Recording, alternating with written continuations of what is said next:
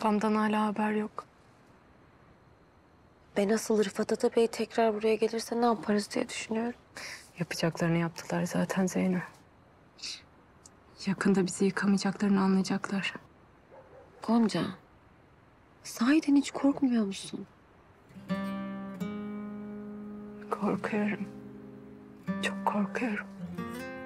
En çok da sevdiklerime zarar verirler diye korkuyorum. Ne yapayım? Hı? Korktuğum için vazgeçseydim Toprak'la birlikte olamayacaktım. Ya gerçekten inanamıyorum ben size ya. Bu nasıl bir sevgiymiş kardeşim? Ya ikiniz de çetin ceviz çıktınız. Ay durdurabilene aşk olsun. İstikamet nikah masası. Şey ne oldu? Hı, gelinlik.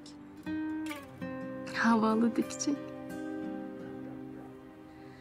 Eskisinden daha güzel olacakmış. Bak gördün mü? Her şey yavaş yavaş düzeliyor.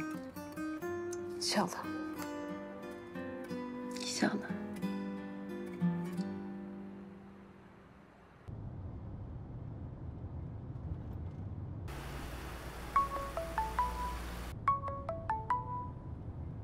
Efendim Ece, Acil görüşmemiz lazım Arda. senin de paçaların tutuştu değil mi? Sana bir konum atıyorum. Hemen oraya gel. Tamam, geliyorum. Belki buradan bir şey çıkar. Gonca, Toprak sana nasıl evlenme teklif etti anlatsana. Teklif etmedi. Hı, öyle konuştuk, birlikte karar verdik. Toprak sana evlenme teklif etmedi öyle mi? Bak bu hiç olmadı. Ben Toprak'tan hiç böyle bir şey beklemezdim. Neden? Gonca? Ne bileyim yani. Aklıma bile gelmedi biliyor musun? Yani umurumda olan bir şey değil yani.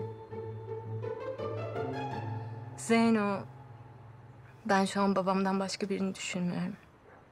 Babamı nasıl ikna ederiz? Kendimden uzaklaştırmadan nasıl evleniriz onu düşünüyorum. Ya gelmezse düğüne? Hı?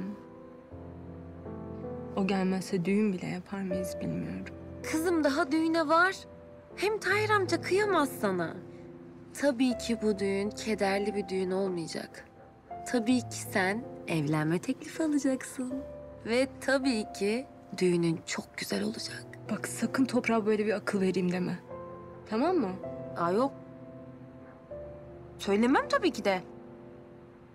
Söz mü? Söz tabii ki söz Gonca. Senin sözlerini biliyorum da ben. Şunları götüreyim. Bak onları iyice yıka sonra telve kuruyor çıkmıyor.